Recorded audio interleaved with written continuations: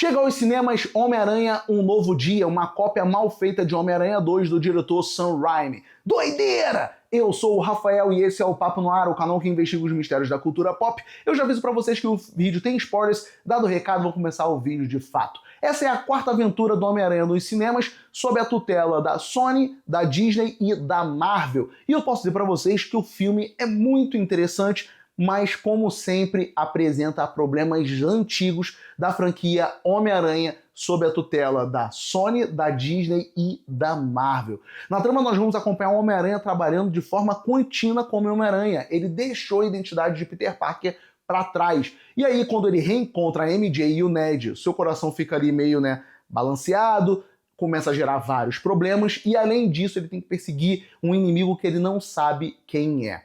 Cara, eu gostei de Homem-Aranha Um Novo Dia. Esse é um filme que traz consequências diretas do filme anterior, que é o Homem-Aranha Sem Volta para Casa. No final do filme ele pede, que ninguém mais lembre quem é o Peter Parker. E aí, ao final do filme, você pensa que o personagem vai melhorar, que ele vai dar uma amadurecida. E não, a Disney só vendeu isso. Não aprende nada o Homem-Aranha. Mas antes de entrar nos problemas, eu vou falar do que eu gostei do filme, porque uma coisa ele é um bom entretenimento. Por mais que tenha os problemas, ele é um bom entretenimento. A química entre o Justiceiro e o Homem-Aranha é muito boa. Queria ver isso em um filme melhor, porque funciona muito bem. E diria mais, se fosse o Justiceiro, o Demolidor e o Homem-Aranha, rapaz, com uma boa trama de heróis urbanos, eu garanto pra vocês que traria um bom entretenimento. Mas com esse roteiro e essas mais escolhas da Marvel por personagem, eu nem me empolgo muito com isso.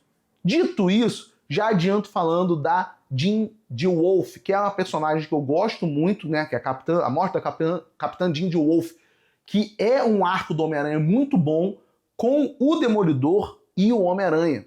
Cara, é um quadrinho que eu recomendo bastante, tem questões legais, e quando eu vejo a personagem, eu quero que eles se distanciem o máximo desse arco de quadrinho. Porque é o que eu tô falando pra vocês, eles não conseguem trabalhar com o Homem-Aranha. Eu não desgosto do Tom Holland como Homem-Aranha, eu desgosto das escolhas que fazem pro personagem. Porque desde o primeiro filme, o De Volta ao Lar, até agora, a gente não tem o Homem-Aranha. E isso é muito complicado. E por que é complicado também nesse filme? Porque ele não é só um filme do Homem-Aranha. Ele é um pontapé inicial pra gente ver os X-Men dentro da Marvel. E aí eu fico pensando, o que eles vão fazer daqui pra frente? Porque a gente já sabe que os caras se enrolam demais. E aí, pra quem tá na internet, já tá acompanhando isso aqui há um bom tempo, já tá morto de saber. A Sadie Sink é a Jean Grey. E a gente vai acompanhar a Jean Grey tentando fazer a invasão a um local. E o Homem-Aranha partindo do pressuposto que ela é uma ameaça. Só que aí é óbvio que não é isso, não? O Homem-Aranha foi enganado, não daquele... Ele foi manipulado. Ele foi enganado e ele vai tentar resolver esse problema. Porque quem está por detrás desse órgão do governo é o personagem Bill Metzger, que é interpretado pelo ator que faz lá o Severance, E o que a gente vai ter? Ele tentando capturar a Jean Grey porque ele quer fazer testes com ela. O personagem aparece num quadrinho bem interessante chamado X-Men, Filhos do Átomo, e ele é um cara que ele é anti-mutante. Então você já vê o pontapé inicial aí para tentar encaixar os X-Men num mundo onde eles batem palma para Thor, Homem de Ferro, Homem-Aranha, Vingadores, uma porrada de gente diferente. E aí, como é que esse cara vai fazer com que, num mundo onde as pessoas já aceitam um diferente, tenham raiva dos mutantes? Então, esse é um pontapé inicial para a gente ter e gerar o universo Marvel e ter um ódio contra os mutantes. Então, nesse filme, de fato, você não tem um grande vilão. Você tem a apresentação do que vai ser os X-Men dentro do universo Marvel. E para mim isso acaba sendo um problema, porque o Escorpião, os ninjas lá do Tentáculo e o próprio Hulk são usados apenas para ter ação dentro do filme, para ter porrada dentro do filme. Porque ele não tem, de fato, um grande vilão, Porque, como eu disse pra vocês, a Jean Grey, ela não é uma antagonista aqui. Ela é, no máximo, um mal-entendido que é criado pelo Metzger. E aí a gente vai ter isso aí. Então, o filme ele funciona bem, é um bom entretenimento, mas esse é um problema. Ele começa a usar o filme do Homem-Aranha para introduzir o universo X-Men, que é uma coisa que o meu camarada Pato, lá do Wikicast, fala muito sobre o Super-Homem. O primeiro filme do James Gunn do Superman, ele não é um filme do Super-Homem, ele tem que se ocupar em montar aquele universo muito maior que a DC nunca consegue tirar de fato do papel. E aqui o filme do Homem-Aranha serve para fazer exatamente isso, ser o pontapé inicial para o novo filme dos X-Men e o que vai acontecer nesse universo. O que eu acho interessante na introdução da Jean Grey aqui são elementos sutis, seja a irmã dela, a Sarah Grey, não confundir, e uma referencinha boba. A irmã dela usa uma xuxinha que tem as cores verde e amarelo, que remete ao uniforme antigo lá da Fênix e, salvo me engano, da Garota Marvel. Achei interessante isso aí. Uma outra coisa que eu acho interessante no filme é a participação de Helena, né, a nova Viúva Negra, a Florence Pugh. Ela tá no filme não só para ser uma mera referência, olha como os universos estão conectados, é exatamente para corrigir uma coisa. Olha só, isso aí que você está resolvendo, ela fala que é batata pequena, acho que é isso, mas em português fica peixe pequeno. Os Vingadores não cuidam de peixe pequeno, isso é problema teu.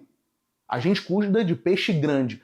Acho a introdução dela boa no filme pra dar esse freio na galera. Pô, cadê os heróis que não cadê os Vingadores que não aparecem nisso? Então, acho uma participação válida e bem pontual pro filme, que gera uma cena até engraçada ali dela com o Homem-Aranha em uma sauna e uma piscininha lá. É interessante a cena, é legal e eu acho que funciona. Diferente de uma certa forma pra mim da participação do Hulk. O Hulk só tá ali pra dar duas soluções. Uma científica e a outra para ser porradeira, para você ter uma ação com o Hulk, porque, como eu disse, esse filme não tem um grande vilão. Mas, Rafael, qual é o grande problema desse filme? É ele ser uma cópia muito mal feita de Homem-Aranha 2 do diretor Sam Raimi, lá de 2004. E por que ele é uma cópia mal feita? Ele não copia o filme todo, ele copia a parte fundamental do filme do Raimi, que é o quê? O Homem-Aranha está com um conflito com ele mesmo. Enquanto nós temos o Homem-Aranha do Tobey Maguire, que é um cara que ele assume realmente ser o Homem-Aranha, ele sofre com as decisões que ele toma, e a principal deles é quando ele deixa o cara fugir e esse cara mata o tio Ben, e aí ele começa a entender que com grandes poderes vem grandes responsabilidades.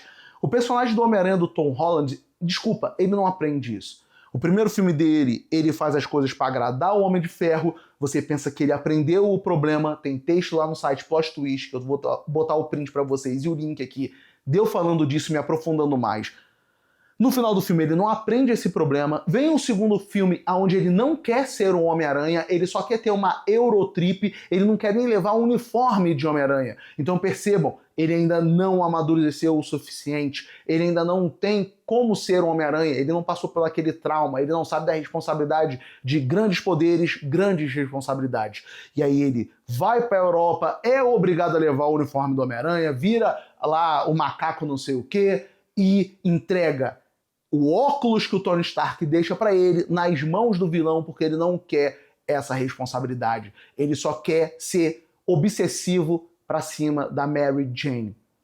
No terceiro filme, ele faz um outro problema daquela crise no multiverso. Ele ainda não amadureceu. E percebam, Homem de Ferro, por mais que seja o vilão, o mistério, e aqui nesse filme o Doutor Estranho, sempre tem um adulto para passar as coisas para ele, para fazer ali um treinamento com ele. E nesse filme aqui é o Justiceiro.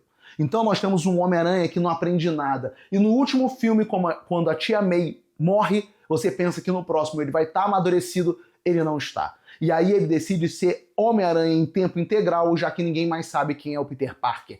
Ele abdicou da vida como Peter Parker, porque enquanto ele está vivendo como Homem-Aranha, ele tá full pistola ali, ó, trabalhando 24 horas por dia, quase como um viciado em trabalho para esquecer os problemas dele. Mas ele não quer ir para frente. Ele decide essa coisa, até porque ele não esquece nem o Ned e principalmente a Mary Jane. E ele fica stalkeando os amigos ali, ó, nas redes sociais. Quando ele encontra o Ned e segue ele no filme, vê a Mary Jane e depois vê-la beijando outro cara, os problemas da pressão dele viver como Homem-Aranha somente estão tão grandes que ele tem um surto de ansiedade ali e entra num casulo e começa a fazer essa modificação dele. Mas não se enganem, se o personagem não amadureceu no último filme, onde a tia May morre, não é nesse que ele amadurece, porque ele não consegue ir pra frente na vida dele. Ele precisa, ele é obcecado pela namorada e pelo amigo. E o Homem-Aranha do Sam Raimi, ele tem toda uma construção. Ele divide a vida dele. Ele vê que se ele for só o Homem-Aranha, ele não consegue ser o Peter Parker. Ele não vai conseguir ir bem na faculdade, ele não vai ter um bom relacionamento com a MJ, e ele não vai ter uma relação boa com o amigo dele, que é, no momento, o Harry Osborn. E aí, quando ele larga a vida de Homem-Aranha e começa a viver como Peter Parker, ignorar os problemas, ele começa a ver que a vida dele está indo muito bem. Mas e as responsabilidades? E com grandes poderes vem grandes responsabilidades. E ele percebe que ele, sim, ele tem que dividir a vida dele, porque ele não é só o Peter Parker, ele também é um Peter Parker além, ele é o Homem-Aranha. E não se divide isso. Ele é aquela pessoa. Quem tomou o trauma não foi o Homem-Aranha. Com grandes poderes vem grandes responsabilidades. É o Peter Parker. Coisa que o personagem do Tom Holland não tem.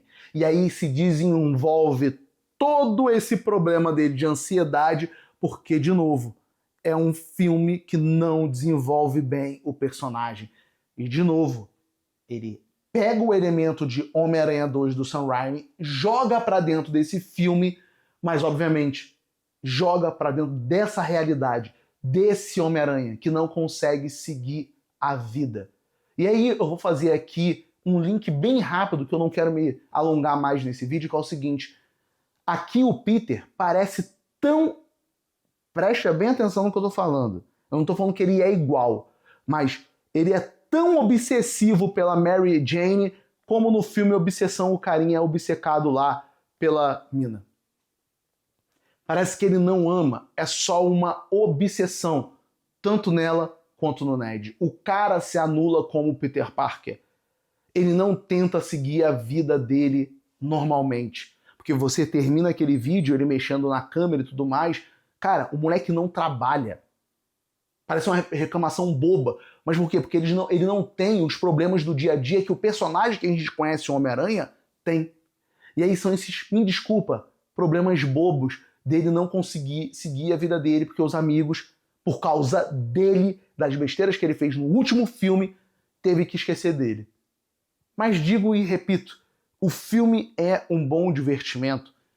Eu acho que essas observações que eu faço são válidas, porque percebe como o personagem é mal trabalhado desde o primeiro filme e que ele tem esse problema. E digo mais, qual é a cena pós-crédito do filme? De novo, como eu disse, esse filme ele é um pontapé inicial para os X-Men, para um novo universo, e a cena pós-créditos é levando ele para guerras secretas. Tem um GPS que o Ned cria lá e tem muitas conveniências de roteiro, seja a MJ falar, eu sou formada nisso, deixa que eu resolvo, e o Ned fazer um rastreador do Homem-Aranha que, para funcionar a cena pós-créditos, joga ele lá para o que pode ser guerras secretas. E aí você vê de novo que esse filme do Homem-Aranha é só mais um filme para contar uma coisa lá para frente. O Homem de Ferro 1, o próprio Thor, o Capitão América, funcionam muito bem na primeira fase. Por mais que os outros dois, né, o Thor e o Capitão América, sejam filmes mais fracos. Mas funciona. Os filmes funcionam dentro de si mesmos. Homem-Aranha não. Ele precisa jogar para Guerras Secretas e X-Men. E isso acaba sendo um grande problema. Mas não significa que não é um bom divertimento. Demais é isso, pessoal. Homem-Aranha, um novo dia, chegou nos cinemas. Tem crítica no site Plot Twist, vou deixar os links aqui, dá aquela moral lendo. Tem muito mais detalhes do que eu falo nesse vídeo. E até o próximo vídeo aqui no Papo no Ar. Até o próximo vídeo, um beijo, um abraço e tchau, tchau.